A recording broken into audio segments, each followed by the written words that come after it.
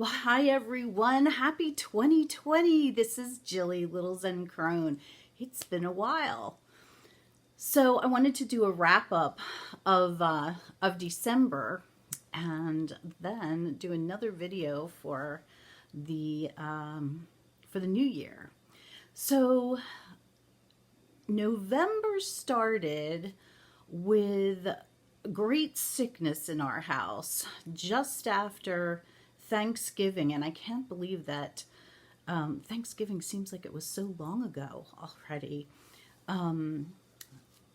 Mr. Honey came down Mr. Honey never gets sick. I think in our 28 years together, I can remember him being like ill maybe twice or three times, and he got sick, but continued to work. And went on about a week, and I finally sent him to the urgent care center, and he came out with walking pneumonia and bronchitis. So that last week of November and first week of December was really him getting ill and then me getting a cold and sleeping a lot, because it kind of, I don't know, when I get a cold, all I want to do is drink chicken noodles or eat chicken noodle soup, and drink tea and sleep. So I slept a lot, which also meant though that I listened to audiobooks a lot, which will come up in a second. My birthday was December 7th, and what I did on my birthday was an all-day Zen meditation. That first week of December is called Rohatsu, in which we celebrate Buddha's awakening. And so that Saturday, which was my birthday, I went about an hour away to a Roman Catholic university called Misericordia, where I meditate with a group of Zen Buddhists who includes nuns who were taught Buddhism by priests, which I find refreshing and amazing and really, really wonderful. So I sat meditation with about 12 people. And when I say we sit meditation, it's not like we're sitting all day long. So we do rounds of sitting meditation and then walking meditation. And that day it was cold out, but it was really nice. It was like a crisp, like early winter day. There was snow on the ground at Misericordia. And so we were able to walk outside, and it was lovely and it was peaceful. We spent the whole day in silence, so even at lunch we don't speak to each other. It's the whole day in silence. And at first, sitting at a table with a group of people and not speaking is very odd, because we in Western culture, eating is a social time for us.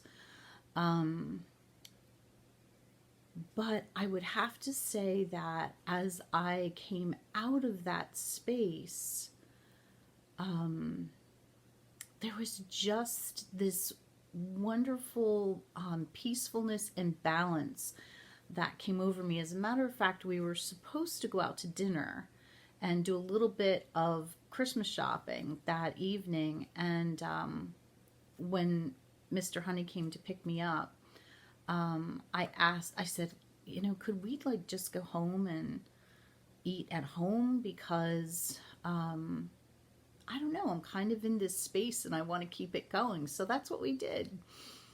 And it was lovely. The next Saturday was the 14th.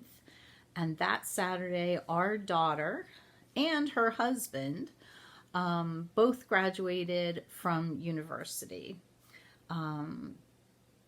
My daughter's husband, Tyler, graduated from local community college. Rachel graduated with her bachelor's degree. And it was a very exciting time. It poured rain that day, and both of them had decided that they didn't want to walk. They didn't want to put the cap and gown on and do graduation. Rachel has promised us that she will walk for her graduate degree, her master's degree, but you know, I mean, it's a choice, right? So I almost didn't walk for my bachelor's degree. Like I didn't care about all the falderall. What I cared about was that, like, I had gotten through, I was done for the moment, and I just wanted that piece of paper in my hand, and that's sort of how she feels too. She has applied to graduate schools. We are waiting. We'll probably be waiting for a little while, so we'll see. But anyway, we went out that evening to their favorite Mexican restaurant. And Mark and I shared fajitas and brought a lot of it home. Like it was just a ton of food, and it's an excellent restaurant. But somehow I think I must have gotten food poisoning, because the next day I actually ate a little bit of it for breakfast and was horribly sick. Which brings up another thing for me, and another decision I made in December. I have been dancing around eating whole food, plant-based, going vegan for a good 6 months. I did eat a vegan diet about 6 years ago. I was vegetarian for 5 years, and then I eat vegan for almost a year of that. I went off of that entire way of eating to jump on the keto bandwagon, which helped me to lose a bunch of weight, which I promptly gained back when I went off of keto. And I went off of keto because for me, I felt horrible on it. I lost the weight, but I did not feel good. Actually, my numbers were good too. So, you know, my cholesterol was good. Everything was good, but I just did not feel good eating a lot of meat. I've never been a huge meat eater. So I've kind of been dancing around doing this whole food plant-based thing. And it's hard because Mark is sort of a grill master, and he makes a absolutely out of this world London broil. Anything he grills is absolutely delicious. So, you know, we eat a lot of London broil and grilled chicken and grilled fish. And but I know in my heart that I feel better when I'm eating whole food plant-based. So after this bout of food poisoning, I said, I'm done. I can't do the meat thing anymore. I'm done. So I've been really kind of going back and watching more videos on YouTube with my favorite vegan and vegetarian people. Instead of watching It's a Wonderful Life on Christmas Eve, I watched Vegucated. So I am really making an effort for 2020 to continue this trend and to eat a whole food plant-based diet. So that happened the middle of December. So then the whole question came, oh my gosh, what am I going to make for Christmas? If you do not know the channel Moon Baby, Brant, I won't say his last name because I'm not sure if he wants it said, but anyway, Brant, who has the channel Moon Baby, is a chef in Baton Rouge, Louisiana. And he and I had several conversations about things that I could make for Christmas and New Year. And we came up with vegan gumbo, which I still have not made, Brant, but I will get there, I promise. What I wound up making for Christmas for Rachel and myself were I made the faux crab meat, stuffed crab meat, and I stuffed portobello mushrooms with the faux crab meat. And the crab meat is made with hearts of palm and artichoke hearts, and it's delicious. So that's what we had, and the guys ate steak. And it wasn't as difficult as I really thought it would be. Baking hasn't been difficult. Acqua fava, if you don't know what that is, it's basically the liquid that's in beans, like your canned garbanzo beans, your canned kidney beans. If you freeze that stuff and use it, it's an egg replacement. Who knew? I didn't. Okay, so enough of the vegan vegetarian thing. We got through Christmas, and actually Christmas was we had a wonderful Christmas season. We're a very small family. I have 4 children, 2 live away, and then I have my 2 youngest who live right in the next town over, but they're both, because they've both been at university, but they're also both going to be moving this coming summer and into winter. Well, Bennett will graduate next winter. So like next year at this time, it's going to be very different here. And I'm keenly aware of that. I'm keenly aware that this past Christmas was like the last Christmas that the 4 of us may be together in a long time. And so I wanted to, I was really kind of, I didn't want to obsess over it, but I wanted it to be a special time, and it really was. We had a really, really nice Christmas day together. It was very warm. We were able to open the doors, and it was sunny, so the sunshine was in. It was a great day. And also Christmas, New Year's Eve was great. We didn't get to see our youngest son because he had worked some overtime that day and was exhausted and pretty much went to bed at 8 o'clock. But our daughter and her husband came, and we played board games, which has been a tradition in our family forever, since they were little kids, to play board games on New Year's Eve. And we played board games a lot, but New Year's Eve, traditionally, we play board games. So we did. And it was a peaceful and just really nice New Year's Eve. So my card for December, my tarot card for December was the Star. And looking back on December now, I really see how that card came into play, and comes into play with my year card for 2020, which I will do another video on, and my month card for January. So stay tuned.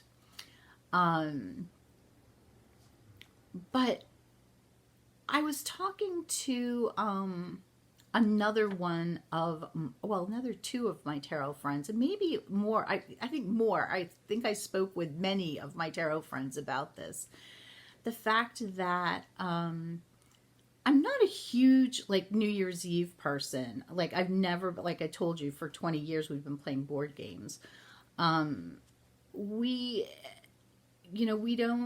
don't go to the bars. We don't go out and do a big thing for New Year's Eve.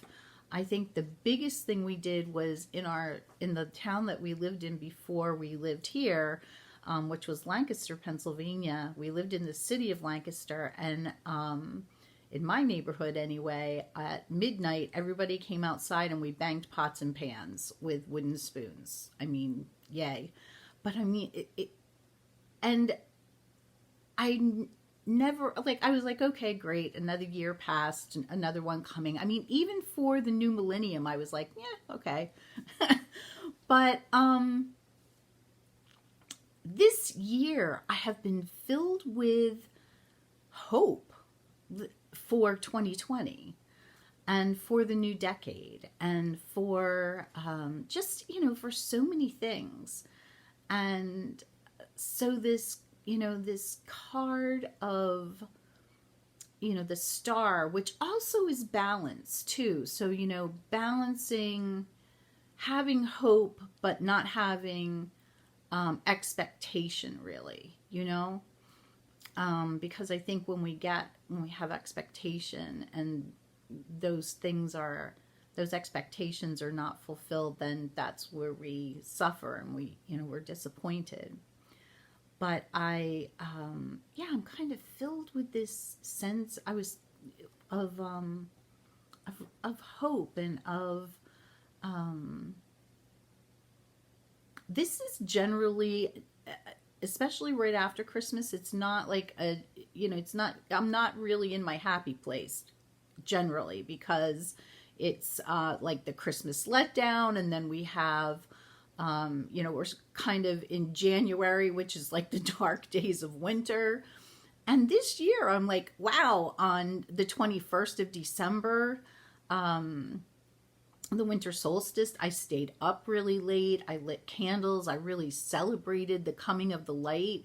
Yesterday, our youngest, Bennett, was here to do his laundry, and he was here at 4:45, and I looked out the window and I said, oh my gosh, it's 4:45 and it's not dark yet. This is great.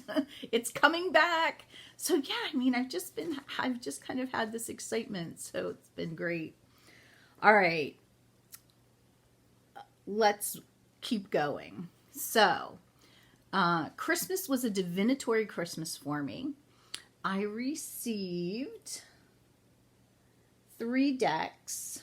I received the Lightseers Tarot. I received the Robin Wood Tarot, which had been on my wish list, and from Mr. Honey, who also had my wish list, I received this Enchanted Lenormand Oracle, which I haven't gotten into yet, but I can tell you 2 things that I like already. One is the box, because it's one of these lovely like pull-out boxes. The other is the book. The cards themselves, for someone with visual impairment, let me see if I can, I can show you this one, which is, I think, the first card. See, I can't tell you. Oh, I think it's 3. So I can't see that number down there. It kind of blends into the background. There's not a lot of contrast. So I'm going to modify. I'm just going to take a black Sharpie and trace over the numbers, or have Mr. Honey trace over the numbers if I really can't see them, so that I then can see them, which will be a good thing. He also got me, and where are they? They're right here. I got my first set of runes. I'm so excited. These are, ooh, they feel so good. They are black onyx runes. And I've just downloaded a book about runes because I know nothing. So I'm real excited to get to know these and start using them. All right, while we're on the subject of decks, let's talk about favorite decks for 2019. I could not choose. Now, Simon reminded me that one of these decks actually came out in 2018. One of my favorites actually came out in 2018, but I don't care because I didn't receive it until 2019. So that's how I'm counting this. So the tie is between the New Choice Tarot de Marseille. I'm not even going to open these boxes because everyone has seen these, by Rosario Salerno. I'm so glad that Simon made me do this and get this deck. You know, this, we all have that hashtag, right? I sat on this for a while. I don't know why. I don't know why I did. But I am so grateful to have this deck in my hands. The cardstock is delicious. The gilding is perfect. It's absolutely wonderful. No sticking, no nothing. I mean, the cardstock is just to die for. The images themselves are crisp.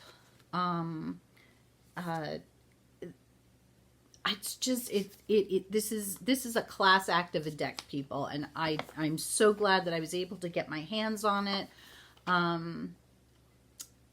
It is now sold out, I believe, so hopefully there will be a second edition for those of you who did not get your hands on it. Then my favorite deck of the year, and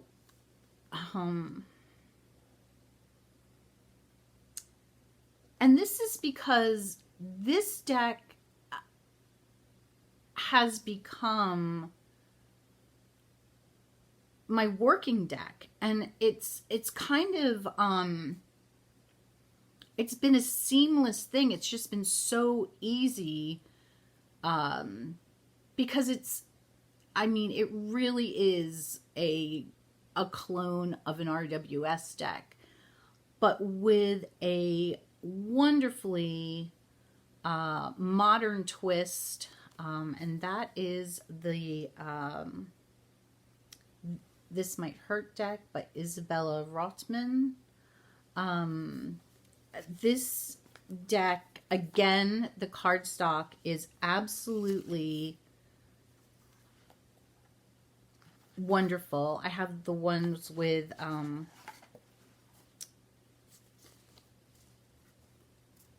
okay, these are the backs. These are the edges. I have the black holographic edges. The images, yeah, look at this chariot. The images, it's a very modern take. Lots of diversity, lots of women, lots of diversity as far as gender, color, ability.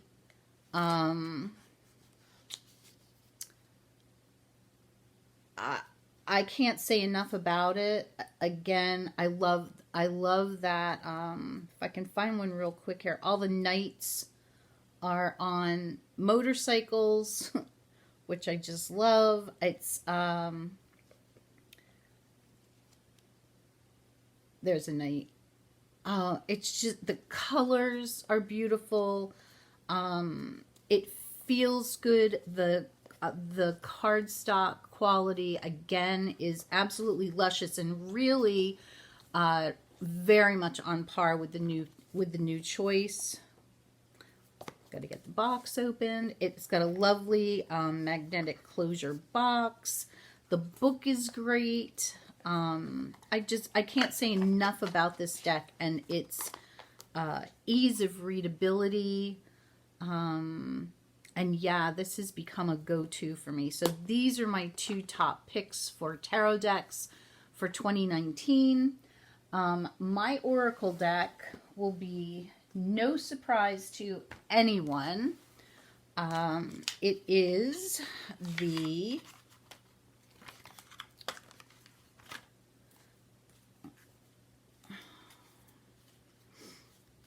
the Whisper in the Ear Oracle by the wonderful Sean Weston. I have used this deck and would love to have gotten a second backup copy, but it's sold out. However, there is going to be another deck, I believe, coming out this year. So yes, this Oracle deck has been just a it's so close to my heart.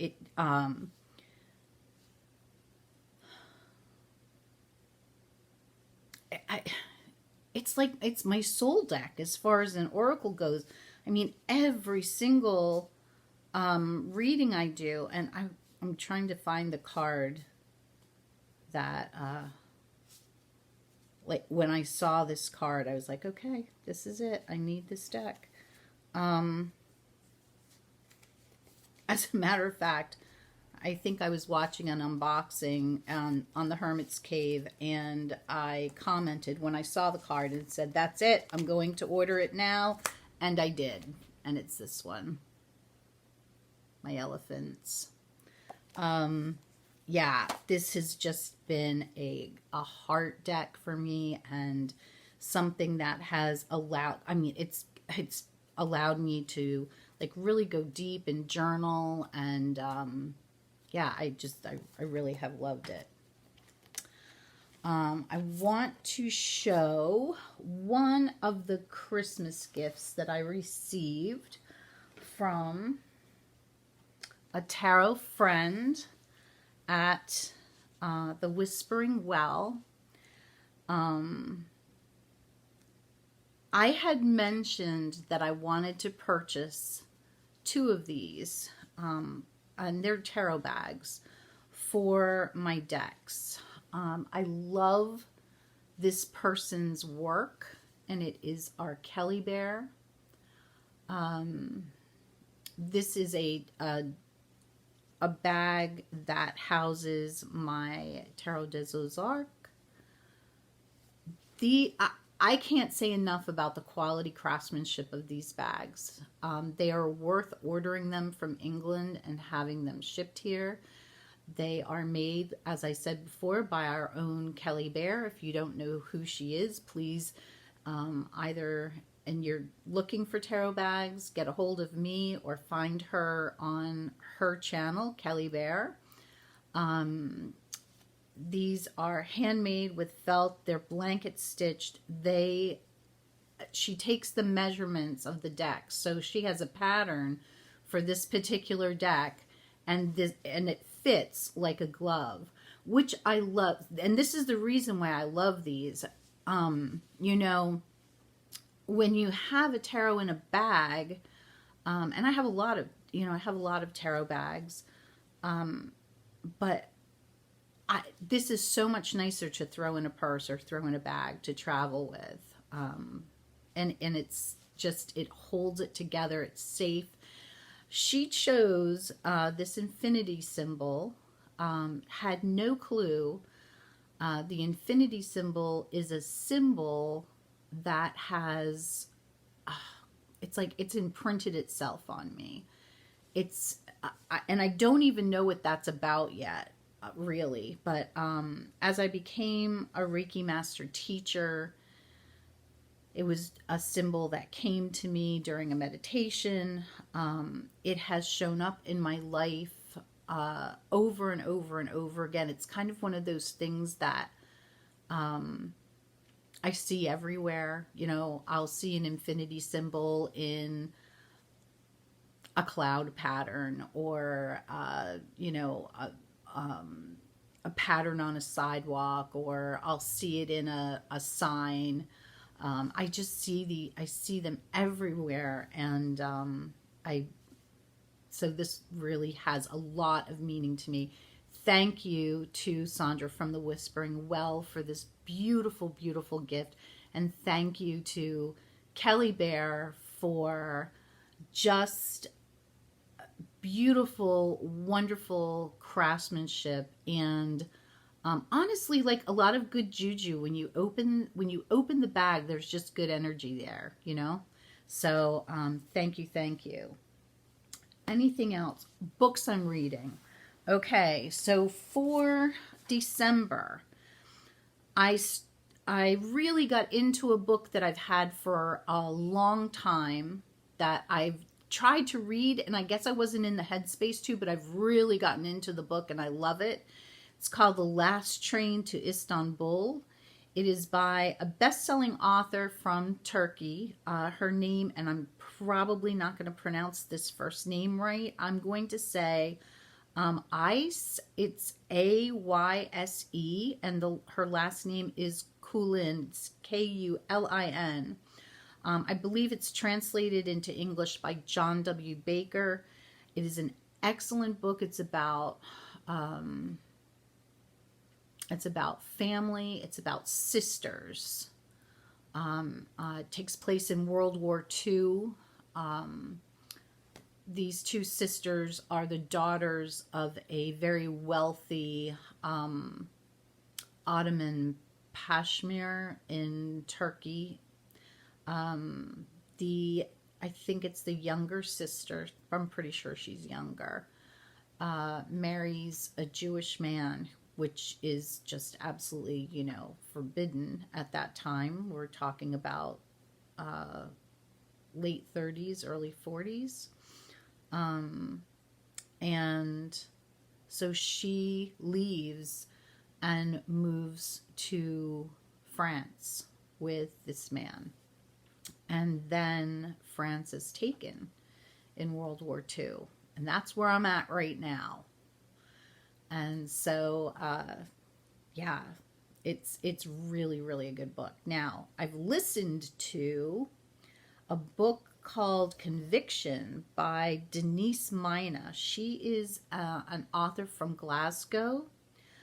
She's written a lot of books. They all have to do with like mystery crime kind of things. This is the first book that I've ever read or listened to by her. It was really good, and the reason that I got it was that it talked about the fact that the main character of the book was listening to a true crime podcast, which she finds that she is a part of, actually. And that just piqued my interest, because one of the other things that I do is listen to true crime podcasts.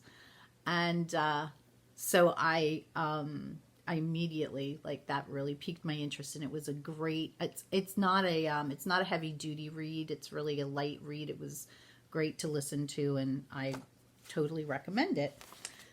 What I've been listening to as far as podcasts go, I have been listening to a podcast called The Oath. It's by, I want to say Craig Ferguson, but I'm not sure.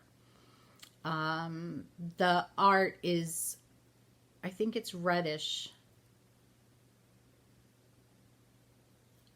cover art.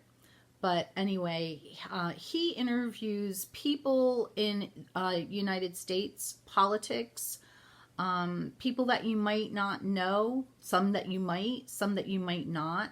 But all of them have taken the oath of office to protect and defend the Constitution of the United States.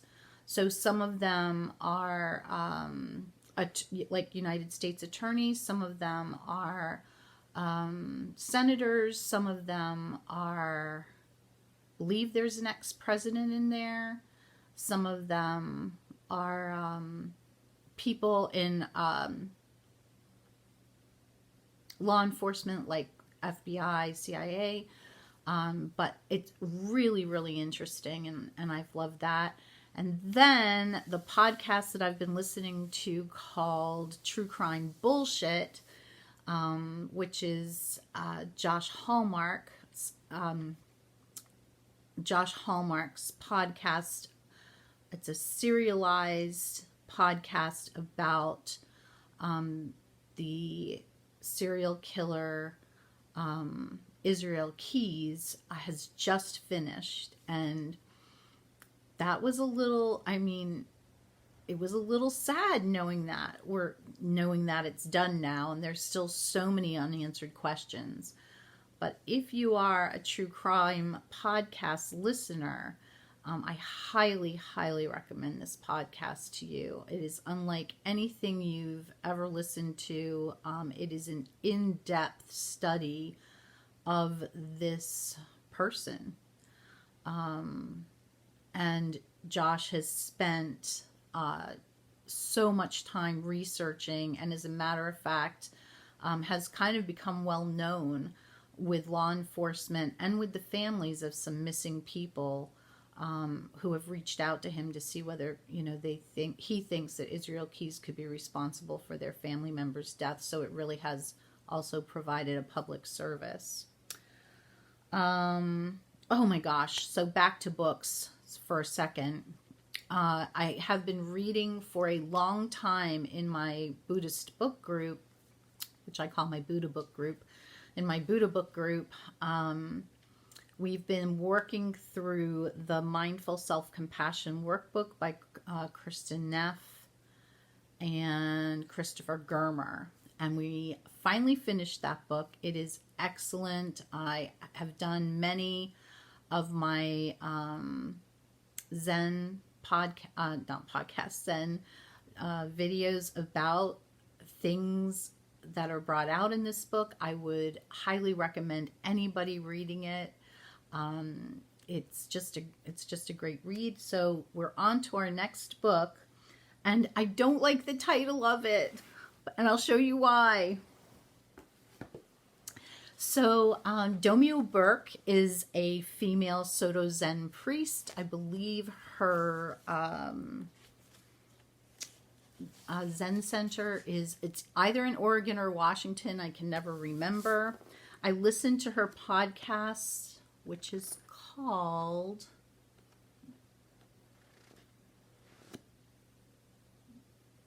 it's like Zen Teaching, something like that. The podcast, for somebody who is not a Zen Buddhist, like for somebody that's just starting out, I think the podcast is a little heady, but it's really enjoyable. She speaks, she speaks in everyday language. Okay, so this is for everybody. It's for everybody. It's not just for academia. So I really appreciate her teaching. So she wrote a book that we're going to be studying, and part of the reason there are 2 new priests in the Buddha book group, one of whom is me, and this is a book I think that's going to shape my teaching, the way I teach, and unfortunately it's from I don't like that, but it is called Zen Living. It's very short little chapters that anyone who is looking to change their life a little bit, become less reactive to, if you're looking for a little bit more balance, if you want to look at some Buddhist teachings, this is a great book. So I would highly recommend that as well. What I am drinking, and I didn't bring get the tin. It is a Harney and Smith, I believe. It's called Winter Wonderland. It comes in a blue and white striped tin. It is lovely. It was given to me as a gift. It smells like